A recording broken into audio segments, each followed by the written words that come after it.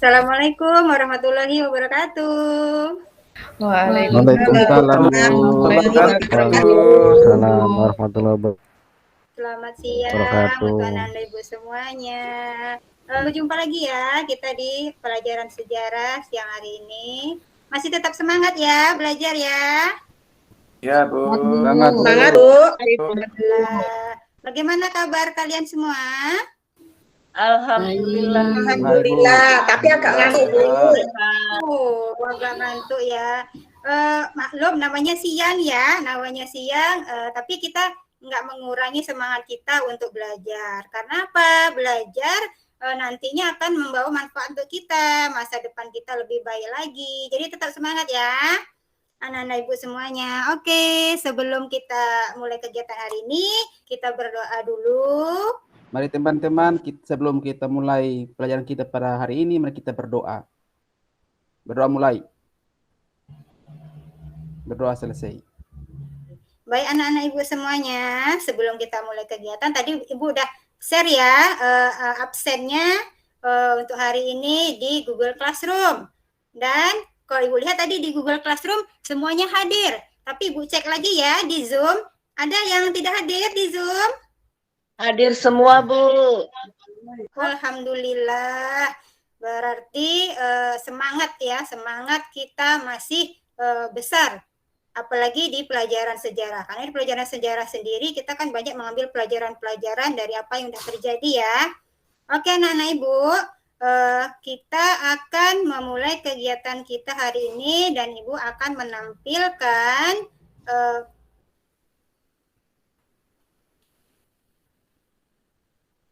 udah nampak?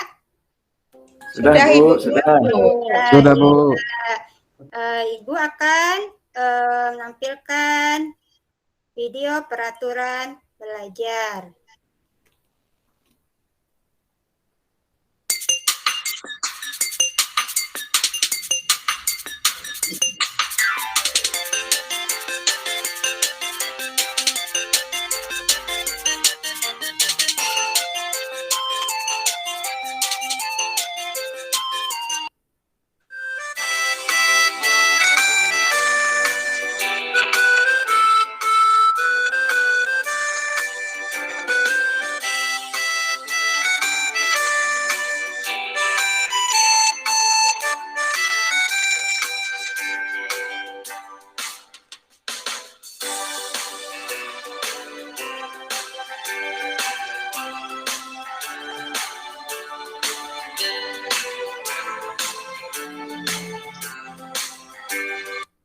Itu tadi adalah video peraturan kegiatan belajar kita hari ini.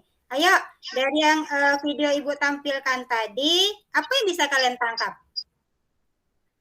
Ada KD, Bu. Ada kompetensi dasar yang ditampilkan.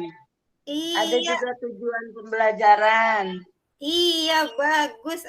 Kompetensi dasarnya menganalisis dampak politik, budaya, sosial, ekonomi, dan pendidikan pada masa penjajahan bangsa Eropa. Bangsa Eropa kita tahu ya, Portugis, Spanyol, Belanda, Inggris. Dalam kehidupan bangsa Indonesia masa kini. Kemudian keterampilannya apa? Menalar dampak politik, budaya, sosial, ekonomi, dan pendidikan pada masa penjajahan bangsa Eropa dalam kehidupan bangsa Indonesia masa kini dan menyajikannya dalam bentuk presentasi. Tujuan pembelajaran kita hari ini melalui kegiatan tanya jawab, melalui LKPD, peserta didik dapat menganalisis penyelesaian masalah mengenai dampak politik, budaya, sosial, ekonomi, dan pendidikan pada masa penjajahan bangsa Eropa dalam kehidupan bangsa Indonesia masa kini dengan benar. Kemudian melalui kegiatan diskusi, kelompok dan tanya jawab, peserta didik mampu menemukan konsep dampak politik, budaya, sosial, ekonomi, dan pendidikan pada masa penjajahan bangsa Eropa dalam kehidupan bangsa Indonesia masa kini dan benar. Kemudian tujuan pembelajaran berikutnya, peserta didik dapat mengaitkan masa kolonial dengan peninggalan-peninggalan yang ada di sekitar tempat tinggal peserta didik dan menyajikannya dalam bentuk cerita sejarah. Ada yang bisa bantu Ibu? Apa manfaat mempelajari dampak penjajahan bangsa Eropa? Ya, bentuk imperialisme dan kolonialisme di Indonesia berkaitan erat dengan negara-negara yang ingin menguasai Indonesia, seperti Portugis, Spanyol, Belanda, Inggris. Seperti itu, Bu. Iya, itu kita belajar manfaat pembelajaran tentang dampak penjajahan bangsa Eropa bagi kita. Kemudian dari dampak itu sendiri, kita tanamkan dalam diri kita sebagai generasi penerus bangsa, bagaimana kita menanamkan rasa nasionalisme terhadap bangsa, kemudian bagaimana kita bisa menghargai keragaman budaya yang dimiliki bangsa. Kemudian kita juga harus menghindarkan namanya perbedaan yang apalagi mengandung unsur sara, ya. Nah, itu kita harus menghilangkan perbedaan-perbedaan seperti itu. Jadi, sebelum kita masuk ke dalam materi, ini loh pembelajaran kita. Masih ingat nggak pembelajaran minggu lalu? Ayo, siapa yang masih ingat? Saya, Bu. Iya, silahkan. Tentang imperialis dan kolonialisme, serta dampak-dampaknya. Iya, bentuk dari imperialisme dan kolonialisme tadi, yang mana bangsa tersebut pada dasarnya adalah untuk berdagang, ya kan? Tapi setelah berdagang timbul niat yang lebih dari mereka untuk menguasai negara-negara baru yang akan dijadikan sebagai tempat kolonialisme dan imperialismenya. Itu adalah pelajaran kita minggu lalu ya. Jadi kita kaitkan dengan pelajaran hari ini. Dan Ibu minta kalian sekarang mengamati gambar. Dari mengamati gambar, nanti kalian kaitkan dengan materi kita hari ini ya. Ayo, Ibu kasih waktu 5 menit ya, mengamati gambar. Ada 3 gambar. Kemudian, Ya, Bu. apa yang kalian lihat terkait gambar di atas? Ya, waktunya udah habis. Siapa yang berani untuk mencoba menjawab dari apa yang ada di gambar tersebut? Ayo, siapa yang berani untuk mencoba menjawabnya? Saya, Bu. Ya. Saya, Boleh Bu. kita. Tadi siapa? Saya, Bu. Dengan Suryade ya? Suryade, Bu. Suryade. Ayo. Ya, jadi dari apa yang saya lihat di gambar ini, berhubungan dengan dampak dari penjajahan itu adalah di samping ada penderitaan dan kepedihan yang sangat, tapi ada juga hikmahnya, Bu. Terjadi modernisasi di sebuah negara yang dijajah. Itu menurut saya, Bu. Iya, Terima kasih. iya. Ada yang mau nambahkan lagi? Saya, Bu. Iya, silakan. Sri Salah Darlina. satu.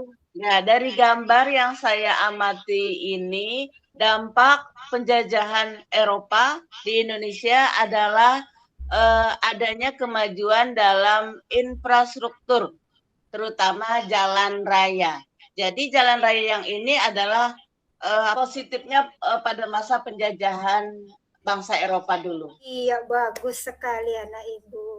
Ini adalah salah satu contoh peninggalan dari infrastruktur ya, dari infrastruktur. Memang pada awalnya ketika kita mengalami namanya penjajahan, kita mengalami namanya penderitaan karena kita dijadikan sebagai tenaga paksa ya, tidak diberikan waktu untuk istirahat, tidak diberikan hal-hal yang layak, tapi tenaga kita terus diperas untuk pembangunan itu. Itu dampak yang kita rasakan ketika itu. Tapi sampai sekarang kita merasakan apa manfaatnya ya. Selanjutnya, peta konsep pelajaran kita hari ini. Selanjutnya, ini adalah dampak politiknya, seperti itu gambarannya. Jadi nanti diamati, kemudian kita nanti masuk dalam LKPD. Ini adalah video pembelajarannya, tolong disimak lagi. Materi kali ini saya akan menjelaskan tentang dampak kolonialisme dan imperialisme di Indonesia dengan didukung oleh presentasi Trevi. Untuk memperkuat pengetahuan kita ikut kuis dulu.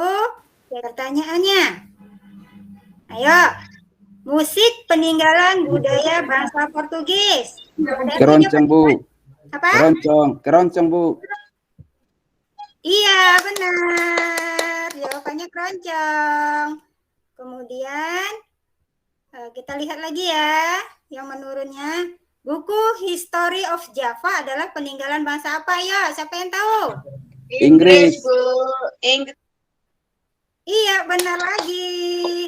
Oke, itu adalah bagian dari penguatan ya, penguatan.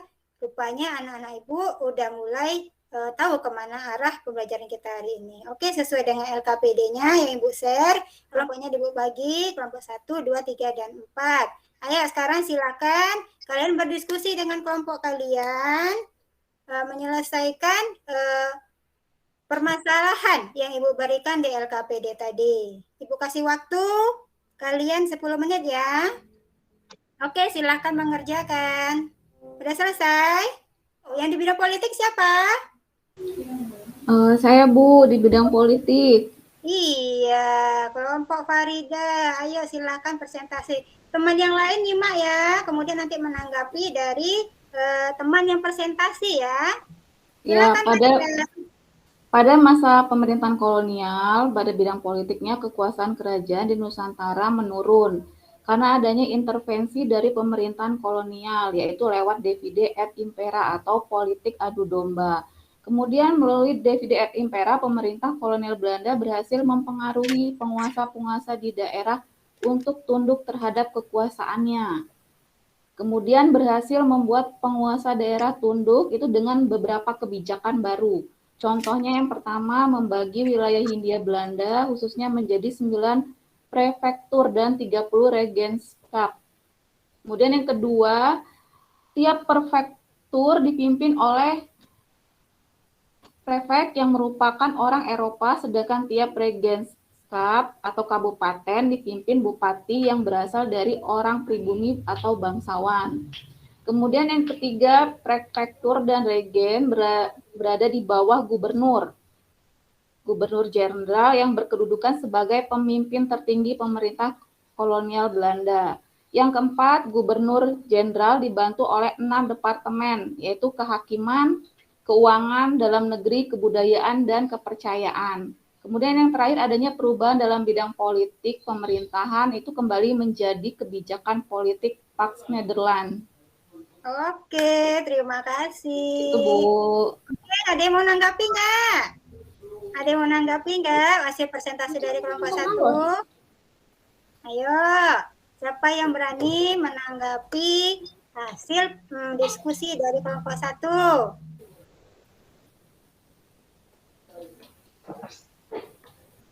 Halo anak-anak ibu, beri semangat.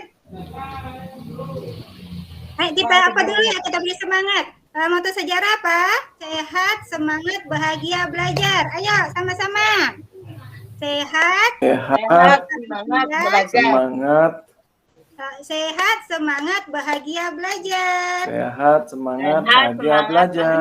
Belajar, belajar. Sekarang kita ambil kesimpulan ini ya. Kita apa kesimpulan kita hari ini nih, materi kita. Coba ya Bu. Iya, silakan Chandra. Jadi kesimpulannya itu Hindia Belanda membagi Pulau Jawa menjadi 9 prefektur. Kemudian tiap prefektur dipimpin oleh prefek. Kemudian prefektur dan regen berada di bawah gubernur jenderal, Ibu. Iya, benar sekali. Itu kesimpulan dari materi kita hari ini ya. Semoga apa yang kita pelajari hari ini itu masuk dalam ingatan kita. Oke anak-anak, untuk minggu depan kita akan mempelajari tentang pergerakan nasional di Indonesia. Jadi tolong dibaca kembali untuk pelajaran minggu depan, dan sebelum kita akhiri, kita berdoa dulu ya. Baik kawan-kawan, untuk mengakhiri pelajaran kita pada hari ini, mari kita berdoa semoga apa yang kita dapatkan pada hari ini, kepahaman kita pada hari ini bermanfaat bagi kita dan untuk masa depan kita. Berdoa dalam hati, mulai. Berdoa selesai. Terima kasih kalian sudah mengikuti pelajaran Ibu hari ini. Tetap semangat belajar ya. Oke, Ibu akhiri. Iya, Bu. Assalamualaikum Iya, Bu. warahmatullahi wabarakatuh. Waalaikumsalam warahmatullahi Waalaikumsalam wabarakatuh. warahmatullahi wabarakatuh. Wabarakatuh.